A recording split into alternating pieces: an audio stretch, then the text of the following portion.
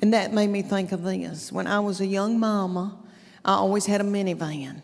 And Chuck Morgan was out making us a wonderful living, but he was gone traveling all over the United States.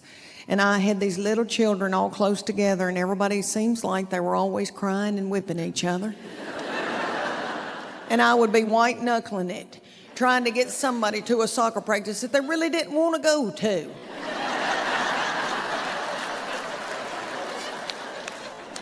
And everybody would be crying and yelling, and that sensitive baby, that middle one, would ask me deep, deep questions all the time.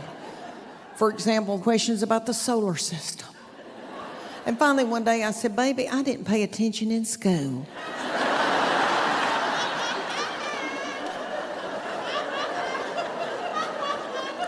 Is there anything you'd like to know about Young and the Restless?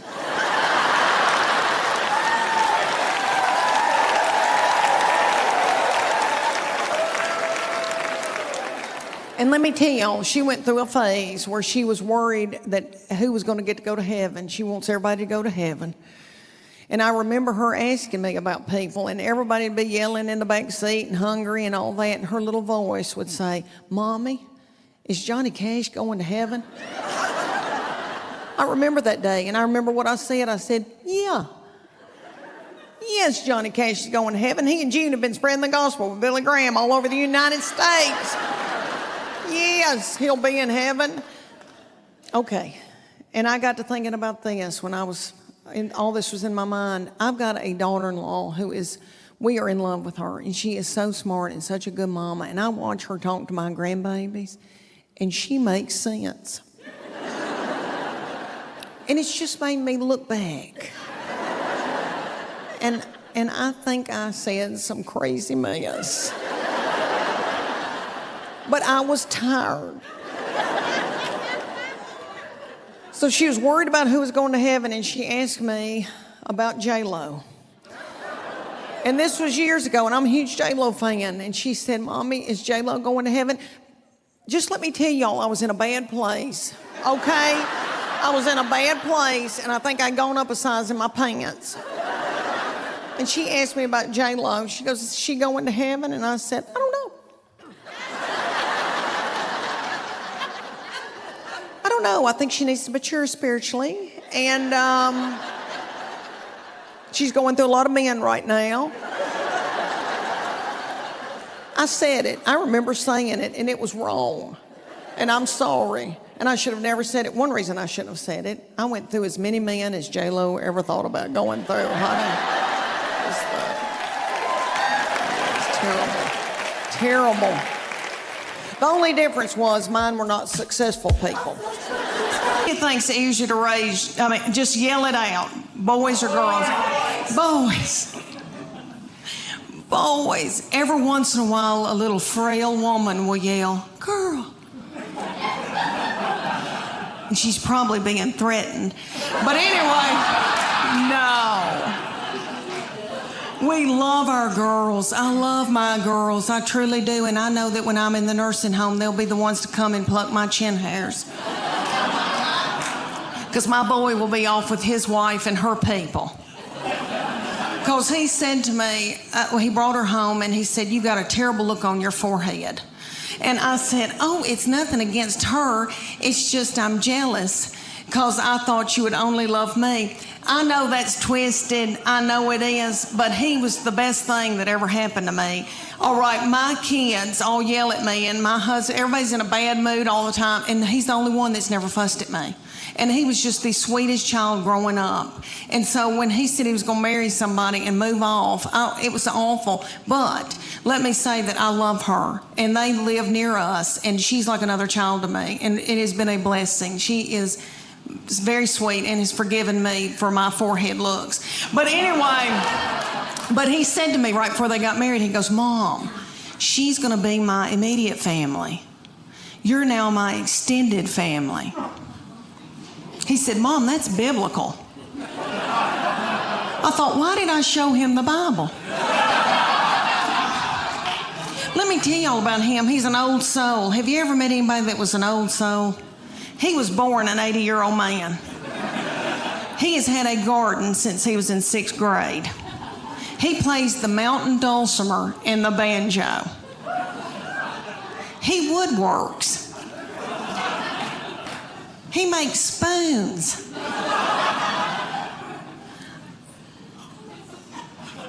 He makes spoons. I mean, he is so yummy.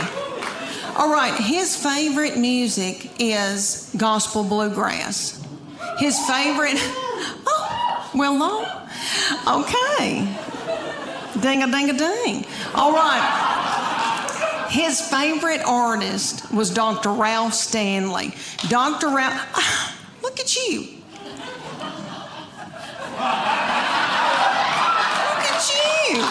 Knowing who Dr. Ralph Stanley is. Okay, for those of you who don't, he was on the Oh Brother Where Art Thou. That is probably the most famous thing he did. But he was the godfather of Mountain Soul. He ended up dying at like 92.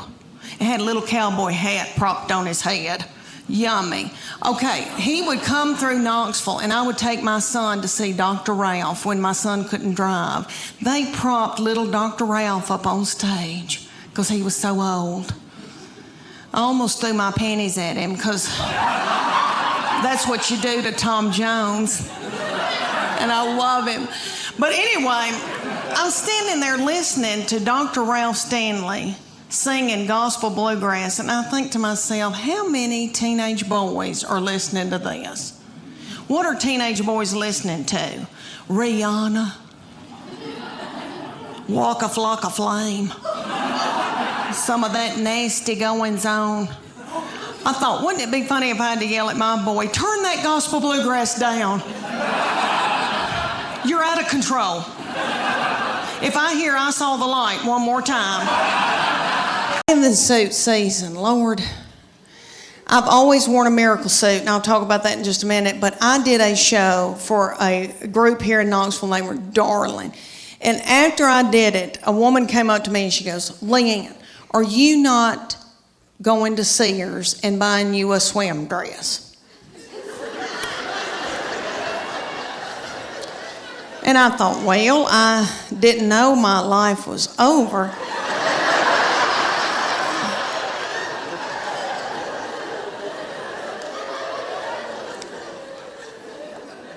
So she said, you need to go to Sears or order it online with Land's End. And it's a swim dress. She goes, you're going to love it. I promise you. Okay, so I go to Sears at West Town Mall. When's the last time any of y'all went to Sears at West Town Mall? There's not a soul in the West Town Mall Sears. They've got the lights on. There's nobody working. There's nobody there shopping. I swear I think they're running dope out of Sears.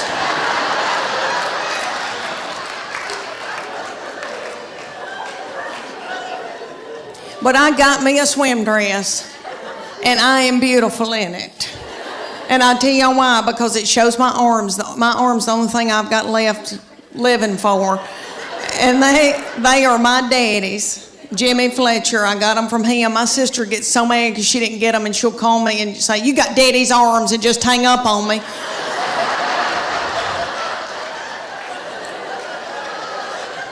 But this swim dress, okay, it cinches up through here, so it's real flattering right there. And then it comes down and hides all this boogity-boo I got going on right here. And I am beautiful in it. I hate to say that. It kind of looks like Titanic, but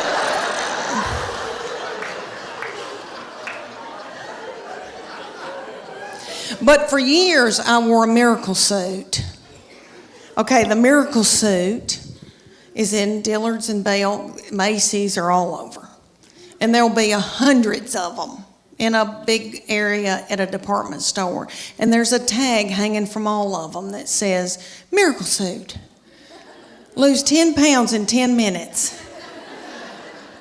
And you do, because you sweat yourself to death trying to get it on. Because the miracle suit has a girdle in it. They're one piece. So the girdle is right through here, so it smooths you out real pretty through here. You look really good because it squeezes your fat out in all the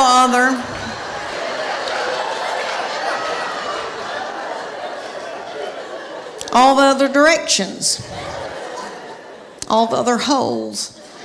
And I would buy it because I felt desperate and I didn't know what else to do. And I didn't feel pretty in them. And then I'd buy a sarong and wrap it around my whole body. And then sit under an umbrella and act like I was reading. But I bought them every year. I had them all the time. And I look back in videos from vacations and I've got them on and it's awful. Okay, so my girlfriend, the one with poop, you remember her? Okay, she found out that I had one. She was like, oh my gosh, I want one. So she drove down from Greenville, Tennessee. And they went to the Dillards. And she brought her 14-year-old daughter with her. And they got in the dressing room at Dillard's. And the 14-year-old was sacking her mama up in this bathing suit.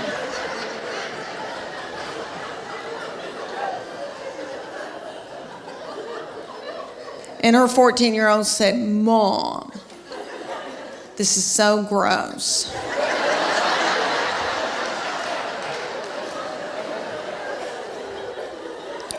Put it back, let's get out of here. She said, I can't, I've got to buy it, I just peed in it.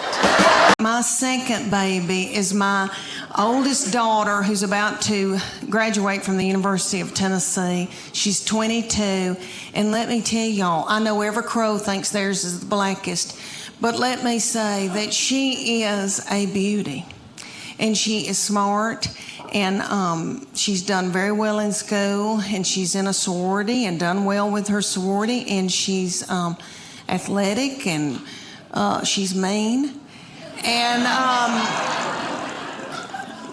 we're scared to death of her. We walk on eggshells around her. She's not mean to other people or in public. She holds it in so that she can come home and like spew it out onto me. That's okay. That's God's way. But this is what I think happens. When she was a junior, her summer between her junior and senior year, I think that God allows this to happen. And you little girls that your babies aren't this old, just listen to me. All right, one day they'll just turn on you. And you'll think, who in the world is this? Who's coming down the steps in the morning? We don't know who this is. I think that God allows that because he knows that you're about to let your baby go off to college or whatever they're going to do, and he knows that you're grieving. So he makes them just as mean as he can so that you can let them go. And I believe that. That summer, the very breath that I breathed out of my nostrils made her so angry. We were not allowed to eat cereal in our own home because she couldn't stand to hear us chew. I don't mean to talk about her because she had a lot on her. She had to empty the dishwasher. Stuff like that. That's so hard. Okay, let me tell you about an example when she was probably your baby's age, y'all's little children, because y'all are so cute. Look, their thyroid's still functioning. Y'all still got hair. Good for y'all. Y'all got on little britches. Yay. Okay. When my middle one, when she was in elementary school, I was so blessed that I got to take them to school and pick them up every day in my minivan. And I would watch them come out, my girls, and I saw them. They were in a good mood. I saw it. All right, they would be goosing each other and waving to all the little children and the principal. See you tomorrow. Okay. Then they come over to my minivan, get in, slam the door. That middle woman take her backpack and sling me in the back of the head with it. She'd say every day something like, I'm starving to death. You don't have a piece of cheese in this car? Your driving's making me car sick. I hate her. Why did you have her? And the baby be sitting over the back, she'd be going, Mom, Mom, Mom, Mom, Mom. And I'd say, what? And she'd go, Mom, Mom, Mom, Mom. I go, what? I'm listening. She could say some of the craziest things. She said to me one day, did Jesus ever have head lice? How do you answer that? I said, well, baby, I don't know. But if he did, I know he healed it. And they'll be whipping each other and telling each other how bad they hate each other. And then my boy would come out of middle school. He'd get in the car and say something like, you know, they're building a new Home Depot up on 281. Just as happy-go-lucky. So precious. Years ago, when it first came to Knoxville, I was traveling with Paula Dean, and she had these bodyguards that looked like movie stars, and I said, what do y'all do? And they said, CrossFit. And I said, well, I want to do it. Well, me and my friend, Church of God, Becky,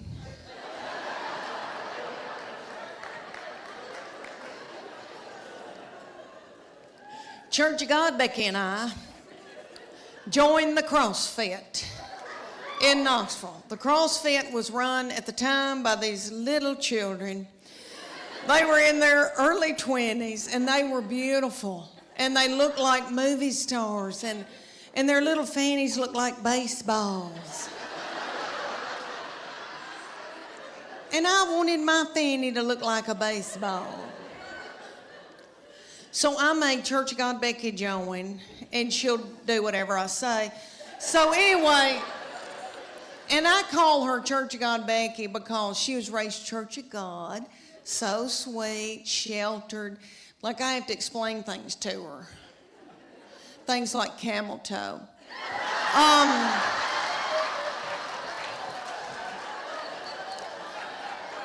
So we first get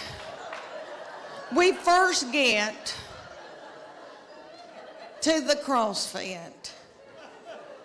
And if y'all don't know what CrossFit is, it's military moves like push-ups, pull-ups, burpees. I hate a burpee. Okay, all these things, they would put like a tractor tire in the parking lot, and they'd set little Becky in it, and I would pull Becky across the parking lot as she was holding her purse.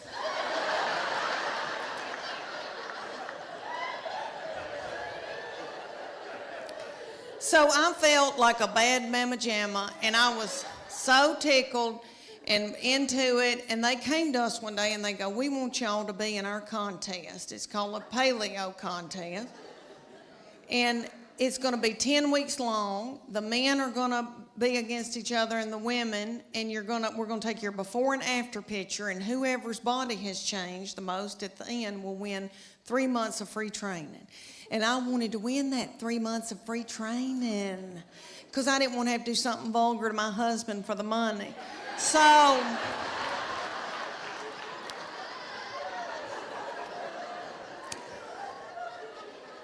we're going along, and one day they just pop up and go, okay, it's picture day.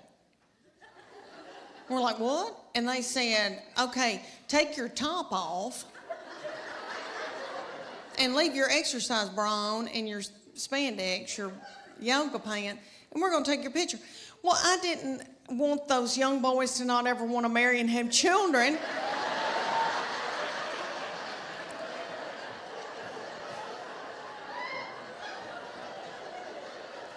So I said, Becky and I are going to the back, And I needed to biz my bra so bad. It had no support to it, and it was a gray looking, it was white, but I needed to biz it overnight. I did not know. Anyway, we go back to the office, and I'm going to take Becky's picture, and she's going to take mine. And Becky went. And I said, "What are you doing, Becky?"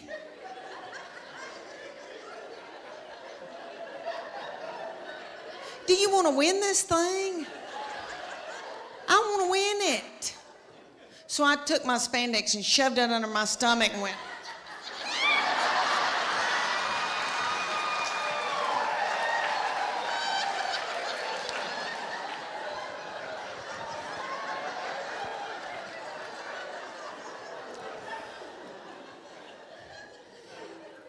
That picture is on the internet.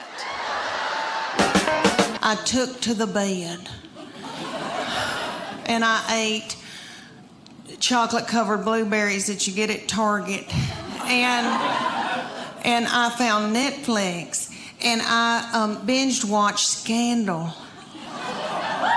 Have y'all seen Scandal? That first season, the chemistry between the two main characters, I think something's really going on. Anyway, it set me on fire. And so I laid up in the bed and watched that and like ordered Jimmy John's from my bed. And my husband said, "Are you all right?" But I ended up getting sciatica from laying in the bed. I didn't get bed sores. I got sciatica and then ended up having to get physical therapy that cost $1,000 because of my deductible. But anyway, but I grieve so much over my kids being gone. All right, so when my husband gets home, he's as sad as I am. When he gets home, we just stare out into space. And he's very quiet. He's an introvert. He doesn't talk. He doesn't chat. So I just sit and talk to myself. And we have two beagle hounds, and we just sit and kiss them in the mouth. And they are yummy. And we go to bed, and a lot of y'all look really young in here, and I'm going to scare y'all to death, but I'm going to tell y'all, look at these young girls right here. I'm going to tell y'all what your future is going to be, okay? All right, when you get to be about your mid-40s, you're going to start a thing called perimenopause. It's before you go through menopause, and it makes you crazy. And you sweat in the bed at night. Okay, and all your hormones get messed up. All right, I go to the bedroom, and I am so hot at night that I put the air on 68 because I don't want to die. My husband puts it back up on 70. And he says, "You're freezing me to death." He's having to wear pajamas for the first time in our marriage. Okay. He said, "I can see my breath." That's a lie. But I know he is cold because one time he had to wear a toboggan. But anyway, we get in the bed, and that big beagle, who is 10 years old, a boy named Augie, who is so sweet, my husband spoons him in the bed. And then we've got a new little beagle that is a pocket beagle, and her name is Gigi, and she is so yummy. And she had a nervous tick when we got her, and she ate our couch. But other than that, I love her. And she gets in the bed, and she backs her little butthole up against my head at night, right here. And when we get, all right, so when my husband spoons that big one will wall his eyes at me and looks like, "I don't want him. I want you." So when my husband drifts off to sleep, that big beagle scoots over and then gets in the crook of my legs. So through the night, I break out in a sweat because I'm in perimenopause, and it's right here in the back of my neck. Dr. Oz said it. Okay, so then I'm sweating like I've done Zumba all night. And my husband snores. It depends on if he's put on weight. If he's stressed out at work, he'll put on weight. He'll eat a bunch of white flour. And then he snores a different way. But if he's playing tennis and he's watching what he eats, this is really how he snores. He starts going, pew, pew, pew. It's enough to kill you. Okay, you can set a watch by it. Sometimes it's just a puff of air and it's on my head with a butthole right here, with a big beagle right here. So that's your nighttime routine of perimenopause. Look at how beautiful they are. See, they still have their bloom. Good for y'all. Y'all are probably out doing yoga. Okay, I have given up. All right. My love language is words of affirmation. Okay, if you have not taken that test, go get you a book called The 5 Love Languages. My husband and I did it at the Methodist Church. When we were just married, we went on a retreat and we did this. And they have one for your children and they have one for your spouse. So you read it, you take the test, and everybody has a prominent love language. There's 5 of them. And so you find out what your spouse's love language is.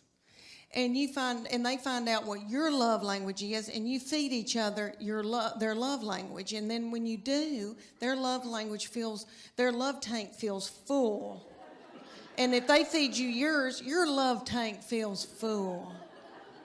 If you don't feed them their love language, they go to work. And they're at the water fountain. And some whore comes up.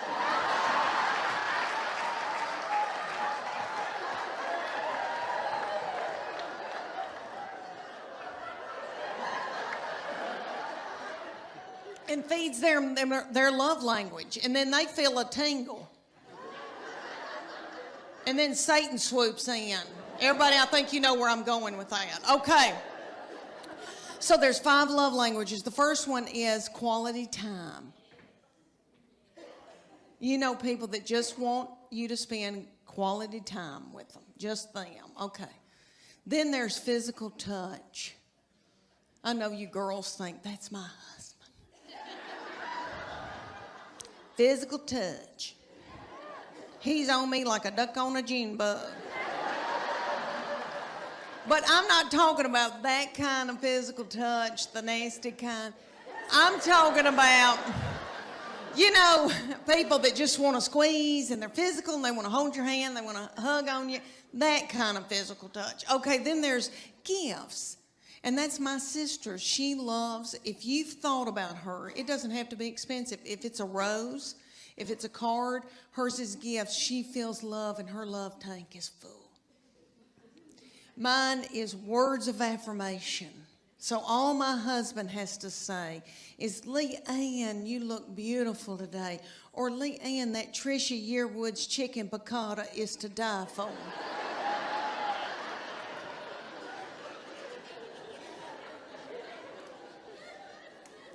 And then I'm willing to do something vulgar with him.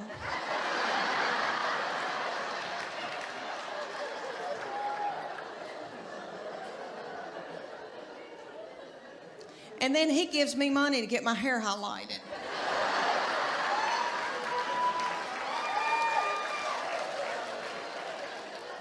You see how that works? That's really biblical. Okay, and then the 5th one is acts of service. So that's my husband's. So I have to, honest to goodness, I have to go in the garage and build a set of shelves for him to feel love. My husband and I both play sports, and we love sports. And I know y'all are thinking, you sissy thing, you didn't play sports, but I did. I should have cared more. I was worried about my hair, but anyway, we loved it. And we pushed our 4-year-old, our oldest, when he was 4, we made him do T-ball. And I was thinking about it because it's T-ball season right now. And T-ball, if you don't know anything about T-ball T-ball season, it's about 110 degrees outside. The games last about 3 hours. It's little children with, looks like they got a pull-up on under their baseball pants. Nobody ever hits the ball, throws a ball, makes contact with the ball. My boy hated it and laid in a fetal position on his glove the entire season. And every once in a while, he'd pop his little head up and say, "Water." And my middle child was about 2.5 at the time, and I said, "Please take your brother bottled water out there to the field." And she was 2.5. She had her crown and her wand and her tutu and her pink prostitute shoes from Walmart on. And she went running out to the field and stopped and got a glazed look over her eyes, pulled her panties to the side, and pooped in the T-ball field.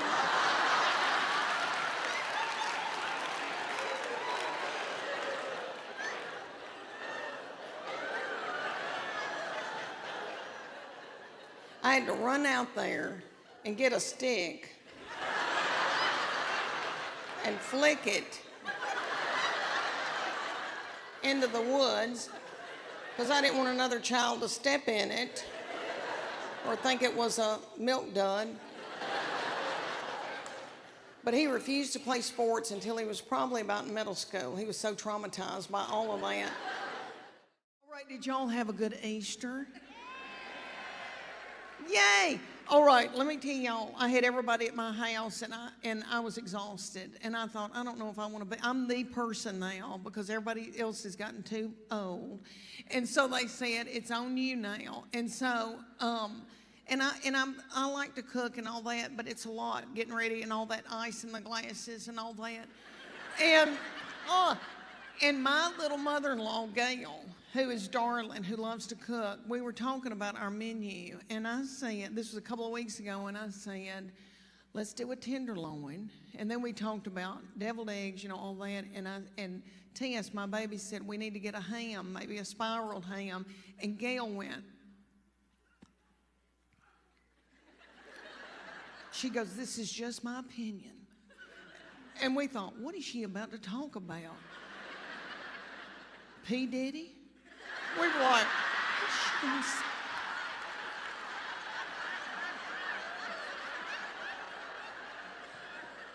She goes, it's just my opinion, but I think a ham that has not been spiraled tastes better.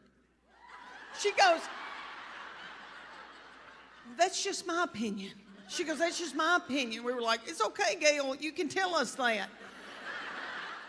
I enjoyed my pregnancies and having babies. I did for the most part.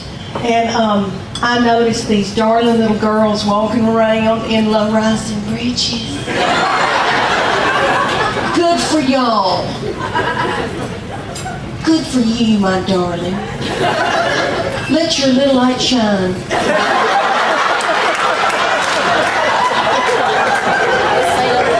As long as you can, my angel, do not hide it under a bush. Boy,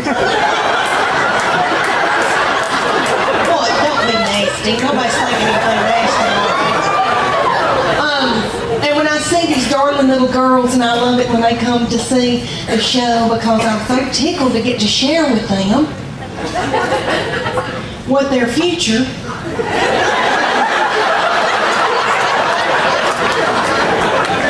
is gonna be. It's all right, everything's all right, don't panic.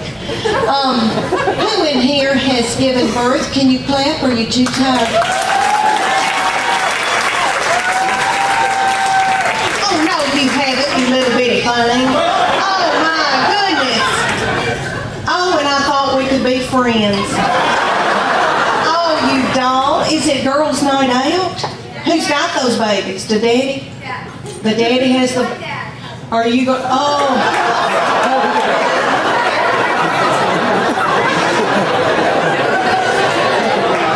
Oh, what are you going to have to do?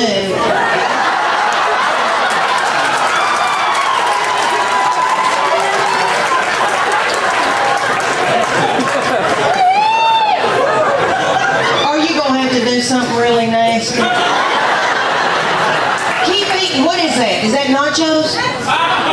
Keep eating the nachos, because maybe you can get like some gas going and some irritable bowel syndrome symptoms.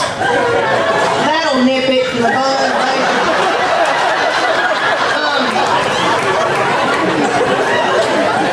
These darling little girls, we're going to share with the ones who haven't had the little babies. The ones who have, they know what I'm talking about. These precious, good-looking men here tonight have witnessed this.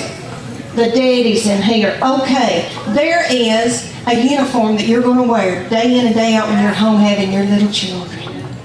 Gray sweatpants, extra large.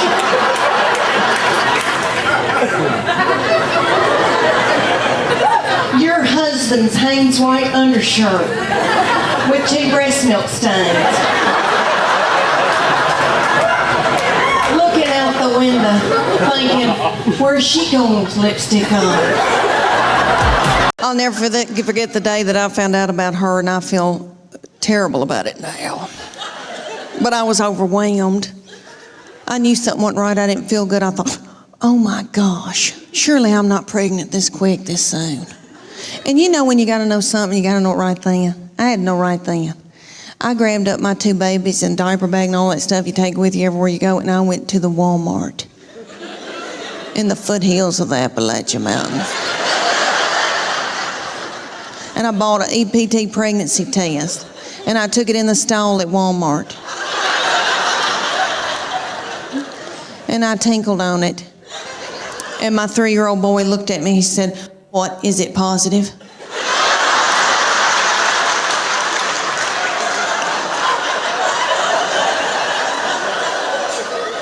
And it was. So I drove home just as fast as I could, and I called my husband at work. And I said, "You're trying to kill me, aren't you? With a slow vaginal death. Is that what you're trying to?" "Well, you're not going to. You better get home right now, because I'm going to walk out in the woods and let the animals eat me."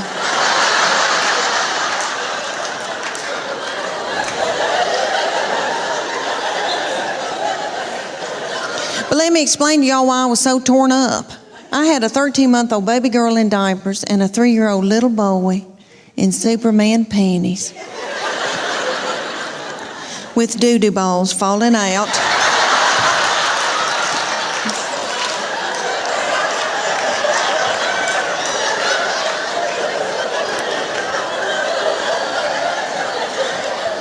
At the grocery store. I thought, oh my Lord, did anybody see that? I don't have anything in my purse to pick it up with. Is some little child gonna think it's a milk dud?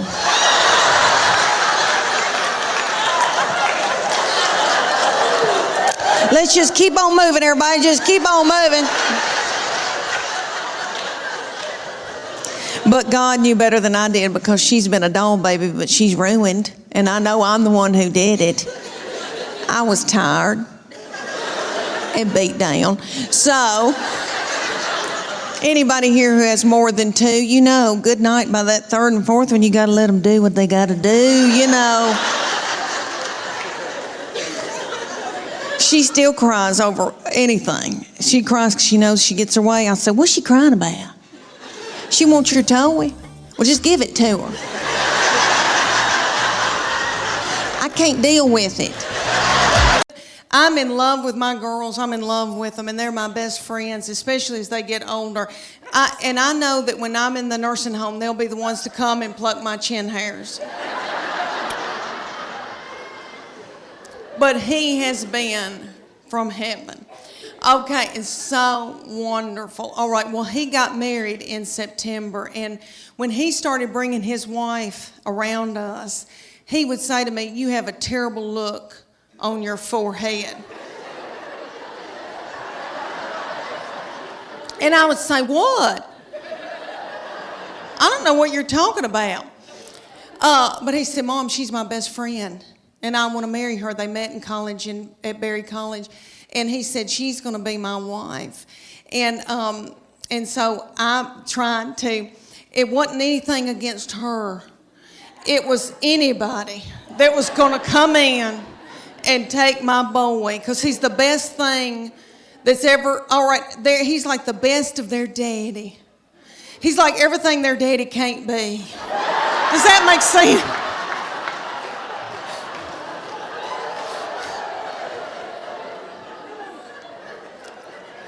So right before the wedding, he said, Mom, she is my immediate family now.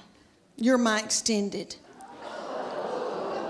I'm supposed to cleave to my wife. That's biblical. And I said, why did I show him the Bible?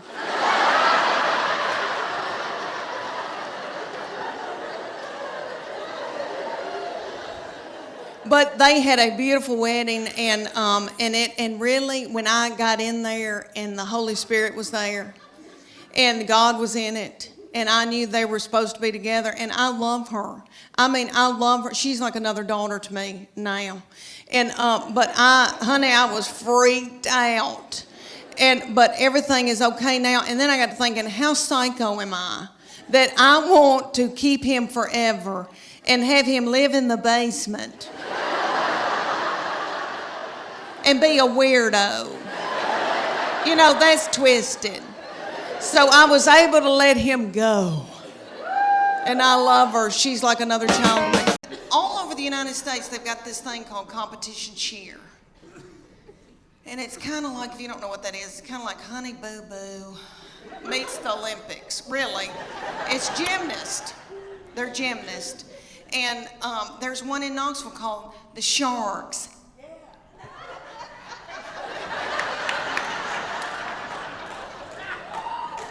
And they said, drop your baby off and she can try out to audition, whatever you want to call it. So I dropped her off, and they ended up putting her on a bad Mama Jamma team because all the little children her age came up to hear on her. And somebody's got to throw them up in the air.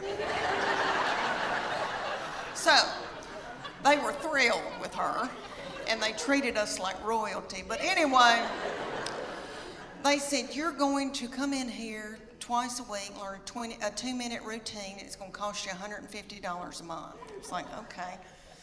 They said, there's a uniform that you're going to order, and it comes to here. It's going to expose her stomach. She's going to have a tiny skirt on with a slit in it with a glitter panty underneath it. It's $300. I said, that's a whore outfit.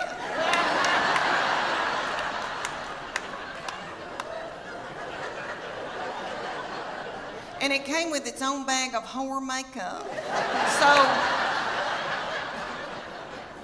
that all the little children could look alike. And they said, y'all are going to travel to faraway lands and compete against other little whore children.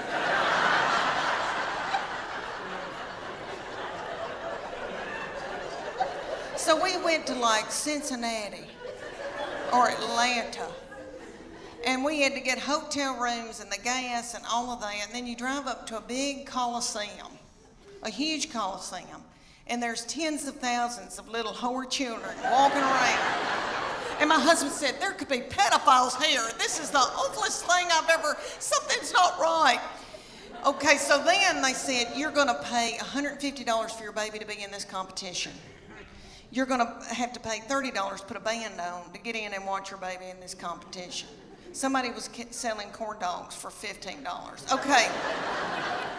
They start out with the babies, so it goes from 5 to 18 ages. So the babies come out in a tiny little skirt about the size of a napkin.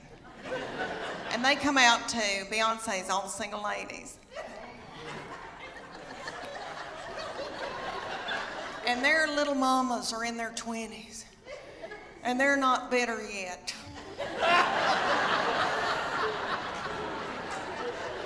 And they're in the front doing every move to keep their baby on track because they're babies and they need to be at home breastfeeding.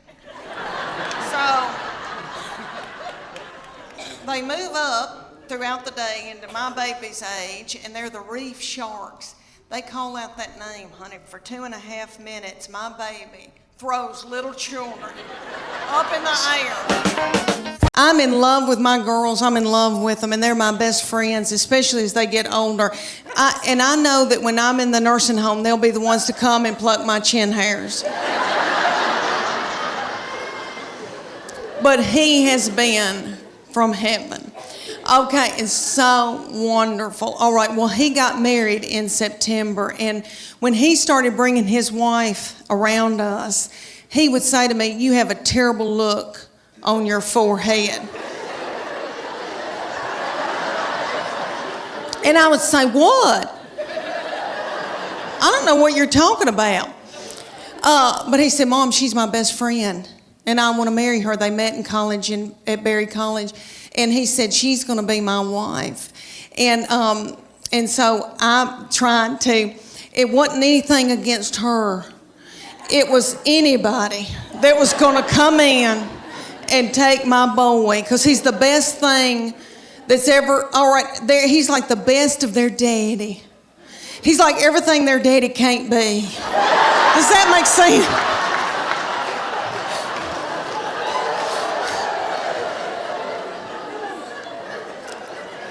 So right before the wedding, he said, "Mom, she is my immediate family now. You're my extended. I'm supposed to cleave to my wife. That's biblical." And I said, "Why did I show him the Bible?"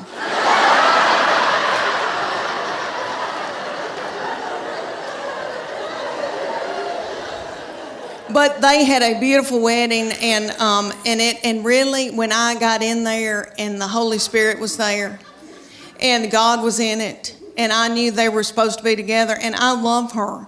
I mean, I love her. She's like another daughter to me now. And but I was freaked out. But everything is okay now. And then I got to thinking, how psycho am I that I want to keep him forever and have him live in the basement and be a weirdo? You know, that's twisted. So I was able to let him go. And I love her. She's like another child to me. Okay, let me tell y'all that my middle one, we go and get spray tans together. And I love them, and I feel thinner in them. If you're going through a hard time, go get a spray tan. Makes you feel like a movie star. Okay, well, we went the other night, and this is the difference for you young mamas out there. Like, women going like in your 20s and 30s and even in your 40s when you still are, you know, have life left in you. Okay, there's something happens to you when you're in your 50s, and it is wonderful. You don't care, okay? You don't care about anything. All right. We go to get a spray tan, and y'all know about Snapchat. There's a thing called Snapchat where you can video somebody and send it to your friend. Okay. Or send it out to the world, I guess. All right. I'm completely naked with a plastic bag on my head. In the spray tanning thing, and it's like a car wash. It does this. And then you do. And then you do. And then you do. Okay. And when it's cold outside, it feels like needles going in you. It's so cold. Oh, that's awful. But anyway, she started filming me on Snapchat, completely nude. Now, in my 30s and 40s, I would have been hysterical, and I would have been in a bowl, and I would have been so torn up. In your 50s, at first I was like, and then I was like, I don't care.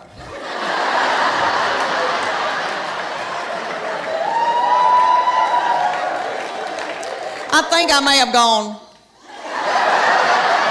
I don't care. I don't care. It's a wonderful feeling. I hope y'all can all get to that one day where you don't care. Honey, it's wonderful. And I believe that God allows this when your children get in about, I don't know, junior, senior in high school, because he knows that you're grieving because they're gonna leave, and he knows that you're gonna take to the bed over it. So their junior and senior year, something happens, and they change on you, and they get to be the meanest people you've ever been around. So by the time they're ready to leave, you kick their crap out onto the curb. Her junior year, this started, okay, the very breath that I breathed out of my nostrils made her so angry.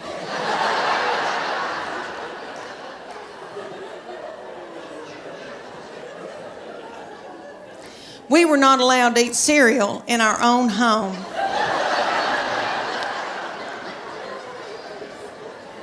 Because she couldn't stand to hear us chew.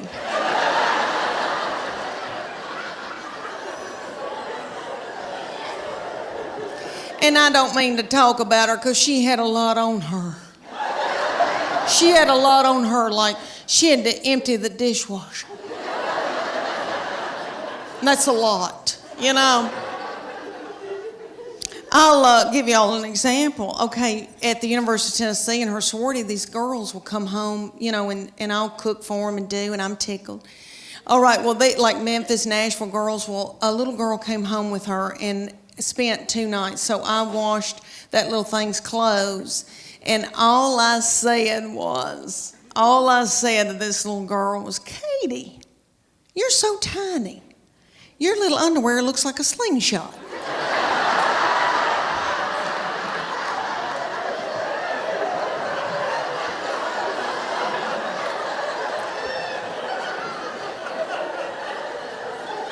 That little girl thought it was funny, and my baby went.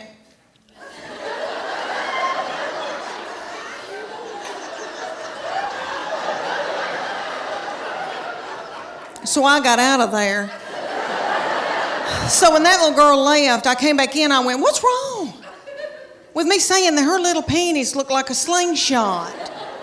I wish somebody'd say my panties look like a slingshot.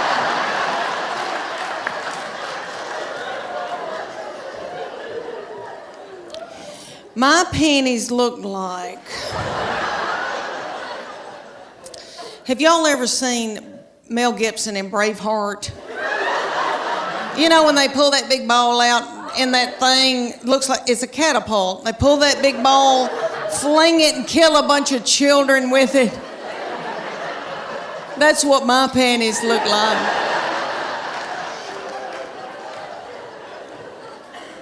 Do y'all know who owns Victoria's Secret? I used to buy my panties at Victoria's Secret, but they started cutting me in two. All right. Do y'all know who, seriously, do y'all know who owns it? Satan. Okay, so I've had 3 beautiful children that I'm in love with. I have a son who is 14 years old now. I cannot believe it. Thank you. And I have 2 little girls that are 11 and 9. And my baby child is in 4th grade now. I cannot believe it. When she went to kindergarten a few years back, that was going to be the first time that I was going to be by myself all day long from 8 to 3, all by myself. I nearly grieved myself to death. I thought, Lord, what am I going to do with all this time on my hands? I hope I don't get hooked on whiskey and start honky-tonking.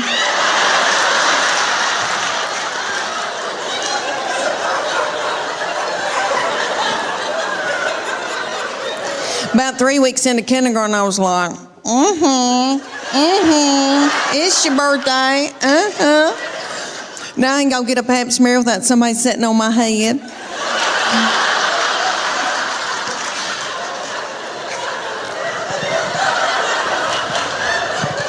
I'll never forget the day that I found out about her, and I feel terrible about it now. But I was overwhelmed. I knew something wasn't right. I didn't feel good. I thought, oh my gosh, surely I'm not pregnant this quick, this soon. And you know when you gotta know something, you gotta know it right then. I had to know right then. I grabbed up my 2 babies and diaper bag and all that stuff you take with you everywhere you go, and I went to the Walmart in the foothills of the Appalachian Mountains. And I bought an EPT pregnancy test, and I took it in the stall at Walmart. And I tinkled on it. And my 3-year-old boy looked at me, he said, "What, is it positive?"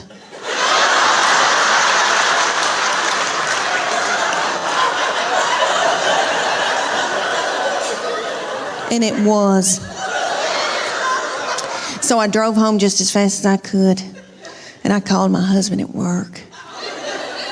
And I said, "You're trying to kill me, aren't you? With a slow vaginal death. Is that what you're trying to?" "Well, you're not going to. You better get home right now, because I'm going to walk out in the woods and let the animals eat me."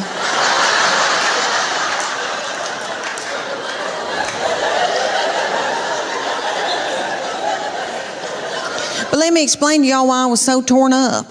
I had a 13-month-old baby girl in diapers and a 3-year-old little boy in Superman panties with doo-doo balls falling out.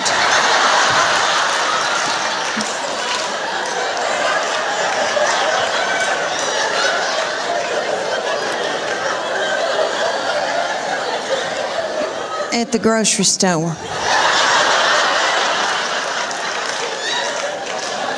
I thought, oh my Lord, did anybody see that? I don't have anything in my purse to pick it up with. Is some little child gonna think it's a milk dud?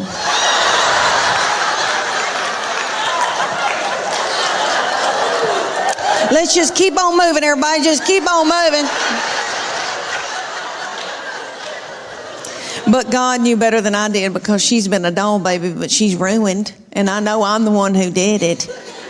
I was tired and beat down. So, anybody here who has more than 2, you know, good night by that 3rd and 4th one, you got to let them do what they got to do, you know. My husband is a big old man, 6'4".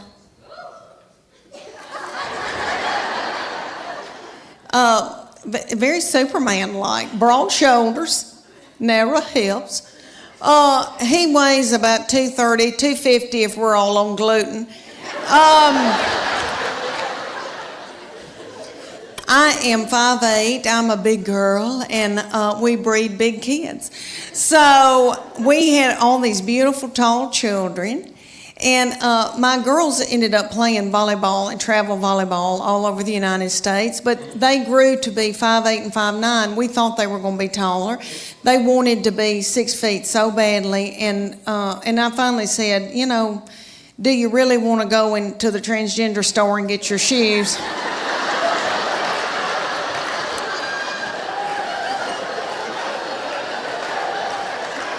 You know.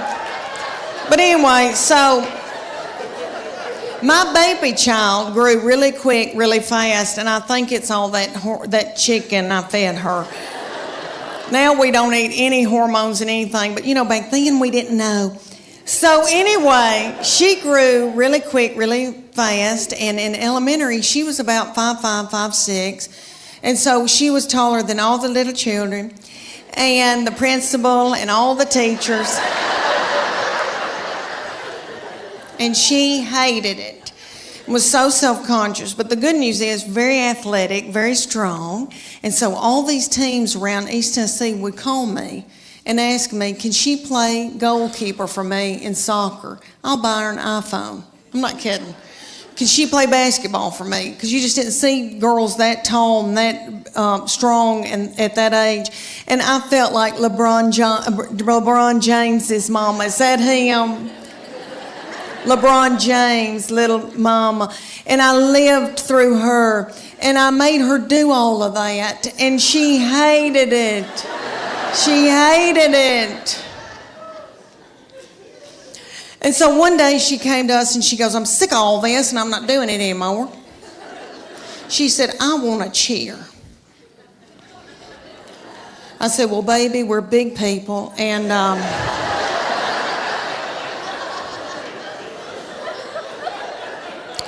I said, we don't tumble, but I'll try to figure this out. So I found out in the United States there's called competition cheer. And we have it here in Knoxville. It's called the Sharks.